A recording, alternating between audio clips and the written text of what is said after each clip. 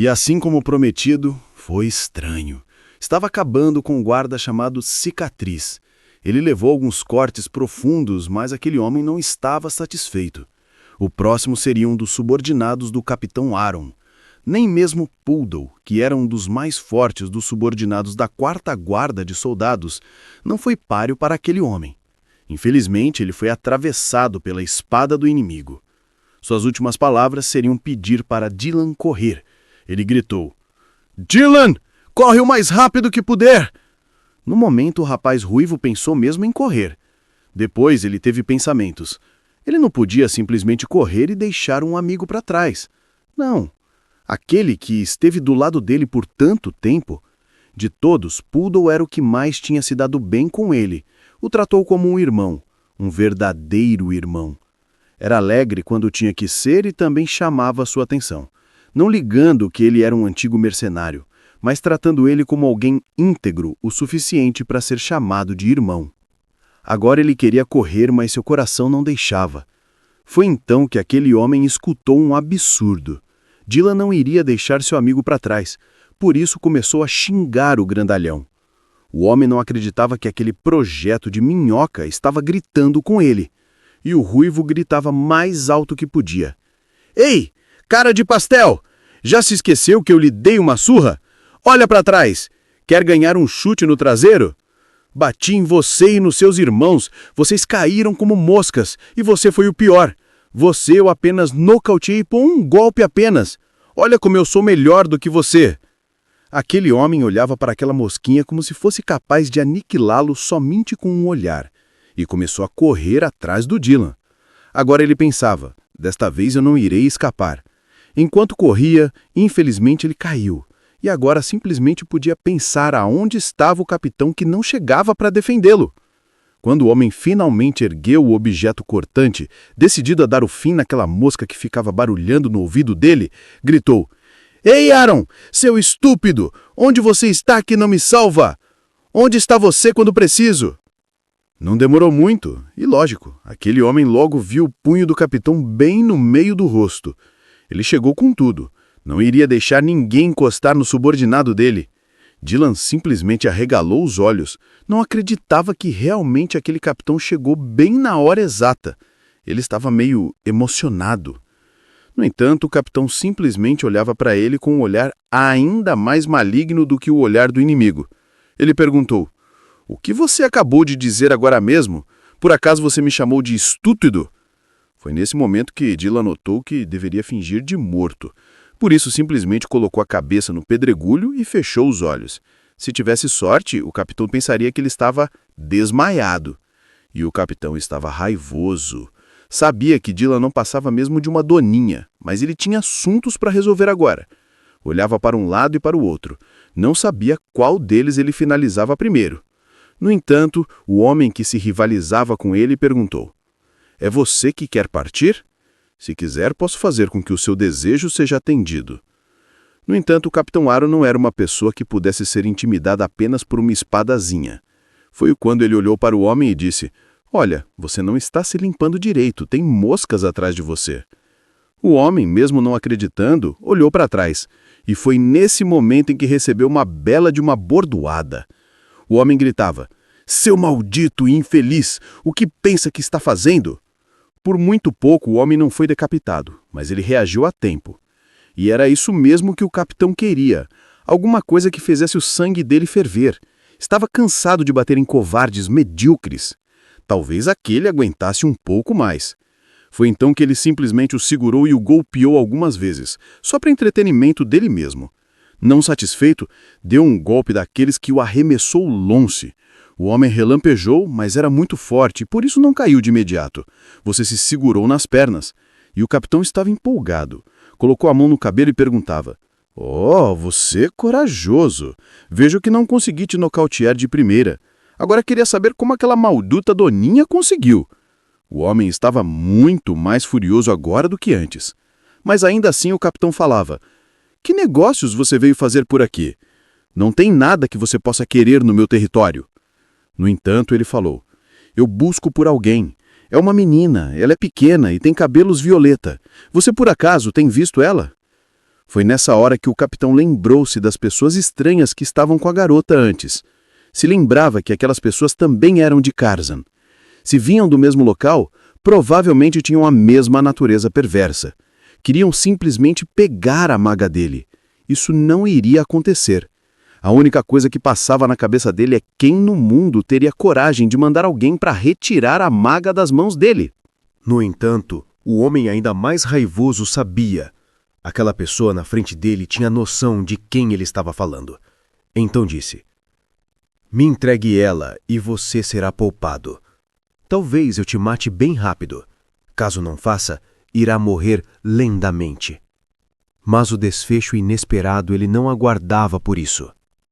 Dylan levantou com tudo e atravessou o corpo daquele homem com uma espada. Ele estava ainda mais raivoso. Com os olhos enfurecidos, dizia aquele homem: "Que tipo de pessoa você pensa que eu sou para encostar a mão em uma das minhas irmãs?" O homem olhou para trás e estava já quase agonizando. Não tinha caído por pouco. Não acreditava que aquela pessoa tivesse atrapalhado ele novamente. Não demorou muito, aquela pessoa não se aguentou mais em pé. Foi quando caiu. Dylan segurava a espada. Ele estava meio em transe. Nem ele mesmo acreditava que tivesse derrotado aquele homem. O capitão ficou meio decepcionado. Ele mesmo queria continuar a educação daquele homem.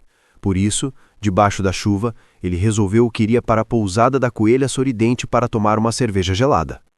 E em outro lugar, Dylan estava contando as proezas que ele estava fazendo, enquanto o amigo ainda estava acamado. Ele contava como foi que ele protegeu a vida de Poole e até mesmo a vida do capitão. Ele estava empolgado, dizendo que enquanto o capitão estava lidando com aquele sujeito, ele simplesmente sacou a espada e gritou: "Ei, agora é minha vez de brilhar!" Falava que o homem começou a suar feito um porco, mas não tinha nada que fizesse com a agilidade dele. Terminou tudo bem rápido. Depois ele falou: "Se duvidar, pode perguntar para o capitão, ele viu tudo." Não precisava, porque o capitão estava bem atrás dele. Era a comida especial da mãe de Brigg. Era deliciosa torta de pescada. Dylan ficou assustado e quis sair logo, antes que ele também tivesse que comer o pão assassino. O capitão estava sorridente. Dizia para o seu subordinado comer até a última migalha. Também tinha levado para o outro guarda, o chamado Cicatriz. E esse falou que o médico tinha dado restrições, que ele não poderia comer nada sólido. E já que o Cicatriz não podia comer, o Poole ficaria satisfeito em dividir com ele uma porção. Queria que o capitão comesse também. Depois daquilo, já na pousada da Coelha Sorridente, várias pessoas bebiam, e Dylan conversava com Cana. Estava satisfeito até que viu o capitão. Se assustou. Ele já está de volta tão rápido? É claro, a jovem maga deixou Dylan para o lado e foi correndo para saudar o capitão. Levou para ele a caneca de cerveja gelada. Depois de ouvir tudo sobre o ocorrido da aventura que tiveram, ela achava que o capitão necessitava de uma caneca um pouco maior. Foi então que ele olhou para a jovem e perguntou: "Cana, você tem algum plano para o futuro? Não tem algo que você quer se dedicar ou que gostaria muito de fazer para se tornar uma cavaleira ou talvez a senhora de uma casa renomada?" Ela ficou calada. Não achava que ele pudesse se preocupar com ela. No entanto, ela contou que apenas queria viver. Ele achava pouco, achava que ela deveria ter mais ganância pela vida. Mas, se era esse o objetivo dela, ele garantiu que faria o melhor que pudesse para garantir isso. Dizia a ela que continuasse trabalhando com muita eficiência, como ela já fazia. Depois fui conversar com Rena. Enquanto isso, a garotinha ficava apenas olhando para ele. Era a primeira vez que ele ia afagar os cabelos dela e elogiava o trabalho dela. Era muito estranho o comportamento dele. Foi quando Dylan achou a oportunidade perfeita. Dizia que se ela dividisse a cerveja gelada com ele, ele poderia simplesmente protegê-la sobre qualquer pessoa que tivesse enchendo a paciência dela. No entanto, parecia que ela mesma poderia se proteger. Depois da conversa que o capitão Aaron teve com a pequena maga, ele resolveu procurar uma porção de baixa qualidade. No entanto, o comerciante parecia fazer pouco caso. Dizia que poderia esquecer a poção de alta qualidade. Falava que eles nem tinham o mesmo produto de baixa qualidade em excesso, por isso estava cobrando 90 moedas de prata por cada unidade. Encarando o capitão, perguntou se ele não fosse comprar, era melhor que fosse embora. Não queria perder tempo com uma pessoa que não fosse um cliente. Foi nessa hora que o capitão Aaron se perguntou: você poderia educar aquele homem mesmo sendo um monge honorário? No entanto, não precisou. Um outro monge chegou. Ele perguntou àquele comerciante se ele não sabia quem era aquela pessoa. Falava que o preço estava errado. Aquele era um cliente anormal. Está diante de um sacerdote honorário. Falou que, além do mais, ele era o escolhido pelo próprio sacerdote e pela inquisidora. Foi nessa hora que o homem mudou de ideia. Falou que, já que ele era um sacerdote honorário, a poção sairia por 50 moedas de prata. O capitão gostou. Era um desconto de quase a metade do preço. Não sabia que a máfia sagrada era tão boa. Se eu soubesse antes, teria espalhado para todo mundo que fazia parte dela. Depois de ter conseguido a poção por um preço baixo, ele agradeceu àquele monge que o salvou. O monge falava que era natural. As pessoas que faziam parte da congregação sagrada tinham algumas situações de benefícios. No entanto, aquele monge avisou que todos estavam muito ocupados com a chegada de um abade que vinha para a fortaleza de Cassedric. Foi então que o comandante Aaron notou que em breve estaria chegando um comandante da divisão. Por isso aquele monge se despediu. Disse que estava repleto de coisas para fazer. Pediu ao monge honorário Aaron que tomasse cuidado. Depois se despediu dele. Depois daquela breve estadia com o monge, o capitão agora pensava que talvez existissem pessoas boas de fato na igreja. Pessoas diferentes do sacerdote Bíblia e do inquisidor. Foi então que arregalou os olhos. Viu à sua frente, notou que o tal inquisidor estava próximo a ele. Não sabia como aquela pessoa brotava assim do nada. No entanto, estava comendo novamente feito uma metralhadora. Ele apenas ficou parado, observando. Aquela pessoa estranha simplesmente chegou bem próximo do capitão. Tão próximo que ele nem teve reação. Entregou uma fatia da torta que estava comendo e depois se distanciou. Olhava para ele como se fosse uma pessoa normal. Depois, virou as costas e continuou a comer. O capitão achava que aquela pessoa realmente não batia bem da ideia. Mesmo assim, ele resolveu comer a torta. Já que era algo que tinha ganho, mais uma vez o comandante estava furioso com a guarda. Dizia que não poderiam ter feito atos tão impensados, por isso, no próximo mês, ninguém teria folga. Todos da guarda achavam que isso era muito ruim. Existia um limite para tanta maldade. Pensavam que aquele comandante era um porco, uma espécie de demônio. No entanto, Aaron apenas ficou ouvindo até certo ponto. Ouviu enquanto pôde. Depois falou: mas a culpa não é nossa, comandante. O guarda do lado também estava inquieto. Falava que, mesmo assim, um mês sem pausa nenhuma era muita coisa. Mas o comandante deles não queria saber. E eles tinham causado problemas e agora deveriam pagar pelo preço. Não deveriam mexer com a família Fenrir. Depois falou que o filho mais velho dos vermes iria visitá-lo em breve. Todos sabiam que esse era um candidato a cavaleiro. Aaron simplesmente olhou para o lado. Enquanto o colega falava: isso mesmo, ele se formou na Academia Imperial, mas nunca se tornou um cavaleiro. Agora o capitão estava furioso. Parecia que seriam uns dias bem movimentados, com tantos visitantes. É claro, tudo cairia em cima deles. E mais uma vez o comandante estava aos gritos com o capitão. Queria que Aaron tomasse mais cuidado. Falava que Rena queria conversar com ele de novo. Ele não deveria demorar em visitá-la. Apesar do capitão ser bem bravo, ele tinha um certo receio com aquela mulher loira. Apesar dela parecer ser brilhante e sorridente, parecia uma víbora. Ela pediu educadamente que entrasse porta dentro, pois queria conversar com ele.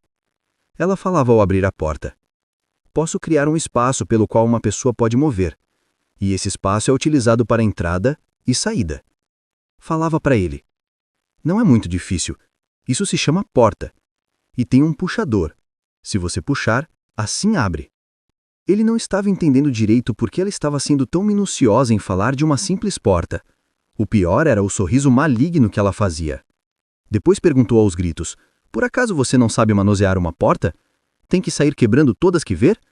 Você tem que ser um maldito bastardo. Portas foram feitas para serem abertas e para eles ficarem onde eles estão. Ela ficava muito raivosa. Ele apenas escutava, não tinha o que fazer, falou. Eu não tive outra escolha. Você acha que sou alguém que sai por aí quebrando paredes e portas por diversão? Se eu tivesse chegado atrasado, as crianças teriam corrido perigo. Ela não sabia mais o que fazer com ele. Ele não precisava sair quebrando tudo. Os criminosos que você prendeu tinham alto valor. No entanto, você só tem direito a essa mixaria, depois que cobrei a taxa de reparo. Ele só tinha uma moedinha de prata e não estava muito satisfeito. Depois devolveu essa moeda para ela e disse que era uma gorjeta. Ela deveria comprar algo delicioso ou uma caneca de cerveja. Depois falou: "Você não sabe que as pessoas perdem suas qualidades depois que passarem muito tempo presas?" Ele estava claramente cutucando a onça. Ela gritava: "Um dia desses vou ter um aneurisma, e a culpa será sua." Ele falou: "Olha, dessa vez eu não quebrei. Abri a porta assim como você me explicou." Depois ele saiu. Já estava cansado de causar problemas com o amigo. Dizia: "Você já acabou? Tudo resolvido? Podemos ir embora." No entanto, parecia que ele tinha algo mais a fazer. Falava que deveriam continuar patrulhando. Não era bem isso. Ele queria ganhar espólio, é claro. Se batesse em outra pessoa, eu poderia ganhar algumas moedas. Precisava fazer inspeções onde ele pudesse ganhar dinheiro e se divertir. Enquanto andava com o amigo, não sabia por que aqueles malditos medievais causavam problemas todos os dias. E logo adiante tinham dois brigando. Foi quando o capitão chegou. Pediu a eles que ficassem tranquilos. Depois deu uma simples tarefa. Ele disse: "Ótimo! O que permanecer em pé é o vencedor." Ele queria ver o circo pegar fogo. Depois gritou: "Olha, eu aposto uma moeda de prata que o magrelo vai ganhar." Enquanto o amigo apostava no outro. No entanto, parecia que naqueles últimos dias não tinha nada para alegrar ou chamar a atenção do capitão. Até mesmo as crianças naqueles dias pareciam mais abusadas do que nos outros dias. Tinha até umas que fingiam que era o capitão enquanto os outros gritavam: "Corram, corram, um grande ogro chegou." Ele achava estranho, pois ele não era nenhum tipo de ogro. Foi quando notou uma pequena discussão em um lado. Olhou para ver o que se tratava. Era uma certa briga. Parecia que alguém tinha comido em um restaurante e tinham roubado os pratos de prata de uma senhora que estava furiosa. Foi quando Cale perguntou se estava acontecendo algum problema. Ela disse: "Ah, ótimo! Cale e Aaron chegaram. Agora sim, façam esses canalhas devolverem as coisas que roubaram." Enquanto aquelas pessoas que estavam sendo acusadas de terem roubado algumas vasilhas de prata olhava para o capitão e até um deles falou alto: "Não fui eu, por que está me acusando? Como ousa falar que eu pegaria essas vasilhas suas oxidadas?"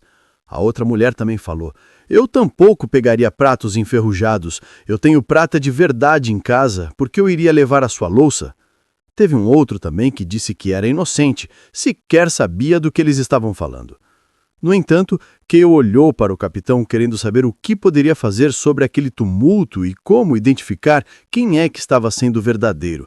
Mas o capitão estava entediado, então certamente ele ia entrar até mesmo em assuntos irritantes. Dizia: "O culpado é um deles." Falava para aquela senhora. Queria que ela contasse como ocorreu todo o crime. Falava que tinha colocado o jantar com os talheres e pratos de prata. No entanto, nesta manhã, já tinha desaparecido tudo. Ela estava segura de que um deles tinha feito isso, já que eles eram seus vizinhos. Foi então que Aaron pensou: entre ontem à noite e esta manhã, onde eles estavam e o que podemos estar fazendo? Foi quando um deles falou: "Na última noite eu arrumei o feno, fui para casa e adormeci sem sequer jantar." Na cabeça de Aaron, esse era o culpado número 1, o pequeno elfo. Ele achava estranho o homem falar que não tinha jantado, já que naquela Idade Média, fazer 3 refeições por dia era tão vital quanto respirar. Achava muito suspeito. A mulher falou que se recusava a falar por assuntos pessoais. Ela se recusava a dar detalhes. Na cabeça de Aaron, ela era a culpada número 2, e chamava ela de Senhora Dentuda. Ela dizia: "Vou repetir, tenho um espelho de prata em casa, um espelho muito melhor do que essa louça ruim." Foi quando Aaron começou a pensar: um espelho de prata não era algo que uma mulher comum possuía ou simplesmente pudesse comprar. Ela era mais suspeita ainda. Outro homem loiro dizia: "Eu sequer saí de casa. Estou aqui porque aquela mulher me expulsou." Esse era o culpado número 3, que Aaron estava chamando de Senhor Pálido. No entanto, a mulher queixosa continua: "Esse cara é o mais suspeito. Esta é a primeira vez que eu vejo o rosto dele." E apontava para o homem loiro. "Ah, não", dizia Aaron. Oh, não tem outra opção senão usar meu último recurso. Naquele momento, ele não sabia, mas aquele incidente no qual se envolveu foi apenas porque ele mesmo estava muito entediado, mas não sabia que terminaria daquela forma.